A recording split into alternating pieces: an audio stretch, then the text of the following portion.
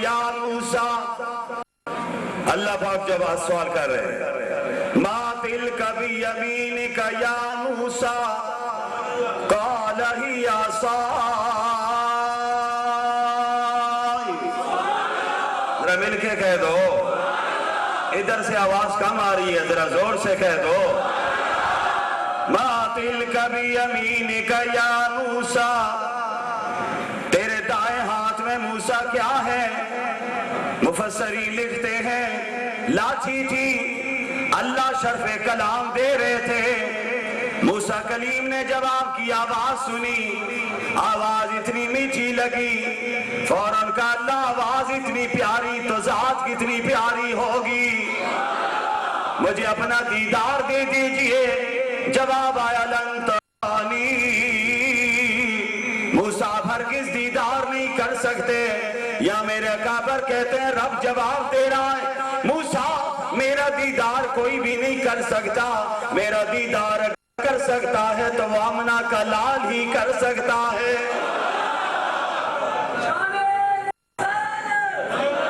زندہ آواز بھائی, شان رسالت, ذرا اونچی آواز سے شان رسالت, صرف وہی دیدار کر سکتے ہیں. آواز دی موسیٰ آپ کے ہاتھ میں کیا ہے؟ 2-3 واقعات ہیں قرآن میں. کہا چیز ذرا پھینکو نا, جیسے زمین پر پھینکی سانپ بن گیا. موسیٰ علیہ السلام نے دیکھا, دل میں ڈر آیا, دوڑ لگا دی. آواز دی موسیٰ رکو, بھاگو نہیں, آگے بڑھو, اس کو پکڑو. موسیٰ علیہ السلام اپنے ہاتھ پر رومال چادر لپیٹ کر آگے بڑھتے ہیں. آواز آئی موسیٰ کیا یہ رومال تمہیں بچا لے گا؟ جواب نبی کا آیا اللہ تدبیر کرنا میرا کام ہے, ہوگا وہی جو تقدیر میں لکھا ہے. میں تدبیر کر رہا ہوں, تقدیر کے فیصلے ہوں گے. رب نے آواز دی, یہ لاٹھی پکڑیے, آگے بڑھے, ہاتھ لگایا, لاٹھی اپنی حالت میں. کیوں کروایا؟ فرمایا موسیٰ ابھی نبی بنا کر بھیج رہا ہوں. فرعون کے دربار میں جاتے, لاٹھی پھینکتے, یہ سانپ بنتا, سب بھاگتے, آپ بھی بھاگتے, تمہاری نبوت پر اعتراض ہو جاتا. موسیٰ یہاں پر آپ بھاگ رہے, کوئی دیکھنے والا نہیں, وہاں دیکھو گے آپ بھاگیں گے, آپ کھڑے رہو گے, دنیا کو بتاؤ گے کوئی کچھ نہیں کر سکتا, سب کچھ کرنے والا ایک ہے, اس کا نام کیا ہے؟ یہ عقیدہ بنائیے. کہا لکھو پہلی بات حضرت آدم, دوسرے حضرت حوا, تیسرے موسیٰ علیہ السلام کی لاٹھی عصا,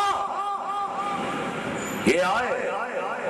چوتھی چیز حضرت صالح علیہ السلام کی اونٹنی, ماں کے پیٹ سے نہیں آئی, رب نے پہاڑ سے اس کو نکالا, نبی کا معجزہ دکھایا.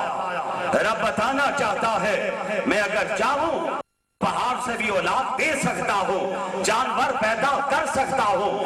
دنیا میں آنے والوں, آنے والیوں, عقیدہ بناؤ, بیٹے کوئی نہیں دے سکتا, بیٹیاں کوئی نہیں دے سکتا, سب کو اولاد دینے والا ایک ہے, اس کا نام کیا ہے؟ فرمایا 4 چیزیں لکھنی, 5ویں بھی لکھو. بتاؤں آپ کو؟ سبحان اللہ. ذرا اونچی آواز سے کہو, اور ذرا اونچی آواز سے. کہا 5ویں چیز بھی آئی, ماں کے پیٹ سے نہیں آئی. حضرت ابراہیم جب اپنے بیٹے کی گردن پر چھری چلا رہے تو آسمان سے جانور آیا تھا, یہ بھی ماں کے پیٹ سے نہیں آیا تھا, رب کی قدرت سے آیا تھا. نعرہ تکبیر, شان علی مرتضی. جب باپ چلا رہا تھا چھری اور بیٹا کٹ رہا تھا, اور باپ جب بیان کیا تو کہا باپ دیکھا, بیٹا بھی صالح تھا نا, رب سے مانگ کر لیا تھا. کہا رب ہب لی من الصالحین, بیٹا ہی نہیں مانگتا, نیکوکار بیٹا مانگتا ہوں. جب وہ بیٹا ہو گیا فرمایا امتحان آ گیا, بیٹا کیا کرنا, چھری چلاتے ہوئے تجھے دیکھا, فوراً جواب دے کر کہا یا ابت افعل ما تؤمر ستجدنی انشاء اللہ من الصابرین. مل کے کہہ دو، ذرا اونچی آواز سے کہہ دو، قرآن پر دلوانا چاہتا ہوں۔ قرآن اللہ کا کیسا کلام ہے، چھری چلاتے چلتی نہیں، حضرت ابراہیم اترتے چھری تیز کرتے پھر اتر کر تیز کرتے ہیں، نہیں چلتی زمین پر مارتے ہیں، چلتی کیوں نہیں؟ چھری نے جواب دیا، ابراہیم تو اپنا کام کر، میں اپنا کام کروں، تو بھی رب جلیل کو خوش کرنا چاہتا ہے تو میں بھی رب جلیل کو خوش کرنا چاہتی ہوں۔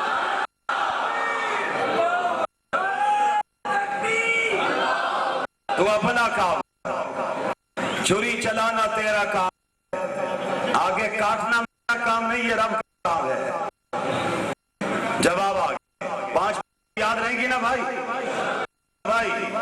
امتحان اگر لینا چاہوں تو ماشاءاللہ بڑے ذہین بیٹھے ہوئے ہیں، کمپیوٹر کی دنیا میں بیٹھتے ہیں، کیلکولیٹ کے بغیر ضرب کر آتے ہیں، لاکھوں کروڑوں کا حساب کر لیتے ہیں اور پھر پیٹیاں ساری جمع کر کے لے آتے ہیں۔